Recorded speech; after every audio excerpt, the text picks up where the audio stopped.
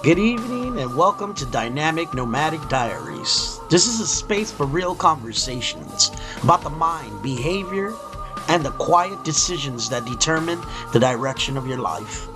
No hype, no false positivity, just structured thinking, psychological insight, and honest reflections.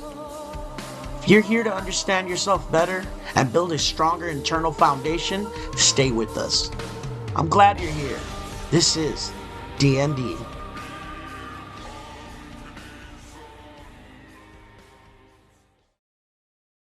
Good evening.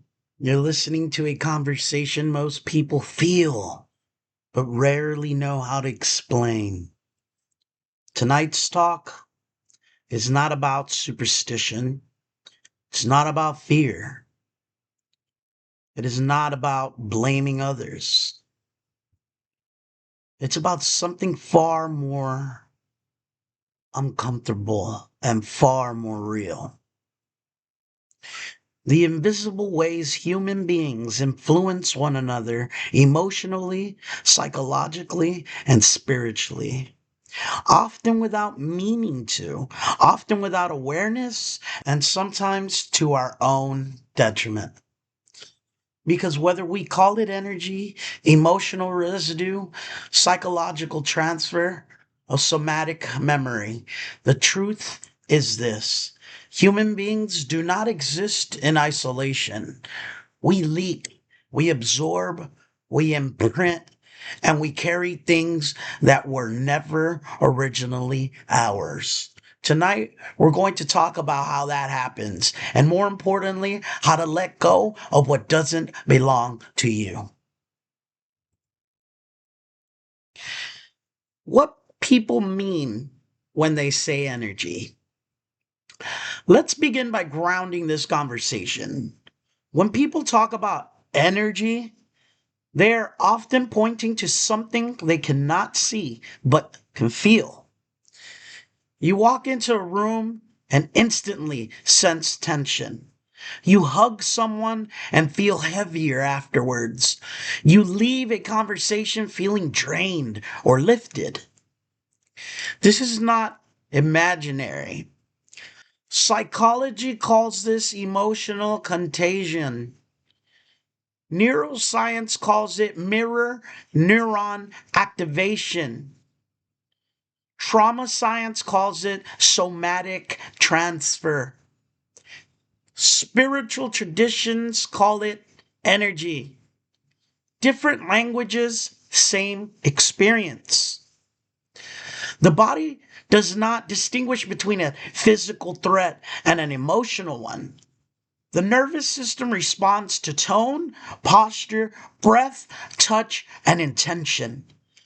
So when we say energy passes from soul to soul, what we are really describing is the transfer of internal states, fear, desire, longing, resentment, insecurity, hunger, attachment. And this transfer does not require consent. It only requires proximity. Okay, now let's talk about desire, love, lust, and the monkey on the back. Because this is where people get confused. Love, lust, and attachment are not the same thing, but they often wear each other's clothes. Lust is not evil. Sexual energy is not a demon, but unintegrated desire, desire without awareness becomes compulsive. This is what people describe metaphorically as the monkey on the back. It's not a demon outside of you. It's a pattern inside of you. A craving trying to regulate pain. A hunger trying to soothe insecurity. A fixation trying to create identity.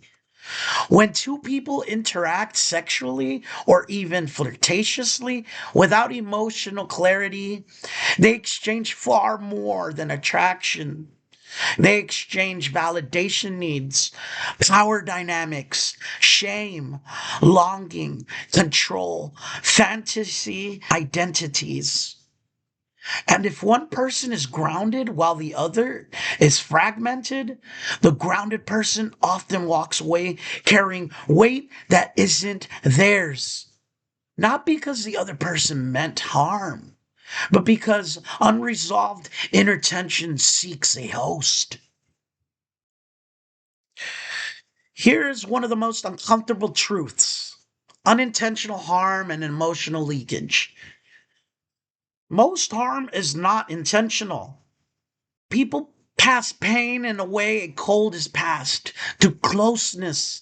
A hug does not only communicate affection, it communicates nervous system state. A massage does not only relax muscles, it engages the parasympathetic system and lowers defenses. It engages the parasympathetic system and lowers defenses. When someone is chronically anxious, angry, or empty, their body is broadcasting that state. And when your system is open, empathetic, receptive, caring, you may absorb it. This is why caregivers burn out, why healers feel exhausted, why empaths feel overwhelmed. Not because they are weak, but because boundaries are energetic before they are verbal.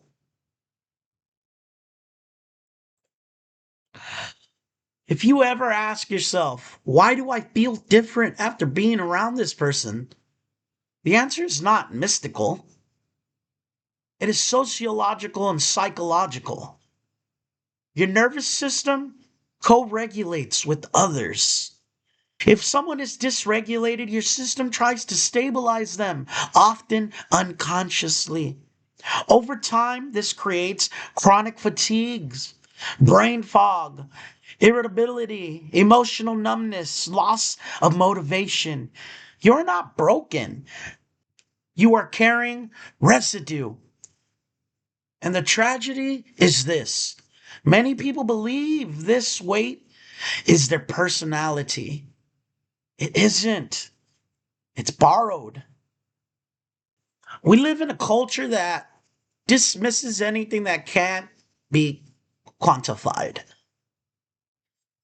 But the most powerful forces shaping human behavior are invisible: beliefs, emotions, expectations, trauma, meaning. Gravity was real before it was measured. The fact that something isn't fully understood does not make it unreal. It simply means it hasn't been mapped yet. Ignoring internal forces does not neutralize them, it makes them unconscious. And unconscious forces always run the system. Now let's talk about release, how to shake it off. Animals instinctively shake after stress.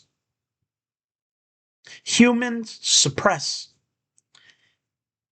Shaking is not symbolic, it is neurology discharge. Going outdoors matters because natural light regulates circadian rhythm.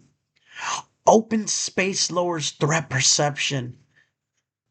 Ground contact stabilizes proprioception. When you physically shake arms, legs, torso, you signal to the nervous system the threat has passed. This is not imagination. This is biology. Add breath, add movement, add intention. Say out loud or silently, "What is not mine, I release." Shake it off. This is not magic. Not as magic, as permission. This is permission to let go. Stop carrying what was never yours, right? Many people are living lives that feel stuck, not because they lack discipline or intelligence, but because they are overloaded with emotional cargo. Parents' expectations, partners' insecurities, friends' despair, strangers' projections. You cannot evolve while dragging ghosts. Letting go is not rejection, it is differentiation. You are allowed to exist without being a container for everyone else's unresolved pain. Awareness is not paranoia, it is discernment. This talk is not about fearing others. It is about knowing yourself well enough to know when something doesn't belong to you. When you learn to clear your internal space, your life changes. Not because the world changes, but because your system is no longer congested. And clarity is power. You've been listening to a conversation about the invisible exchanges shaping our lives. Until next time, stay grounded, stay aware, protect your internal space. I want to thank you for listening in. This is Dynamic Nomadic Diaries, where we help for a better life and a future for coexistence. I'm your host. I hope you have a wonderful evening, night, day, wherever you are. Thank you for tuning in.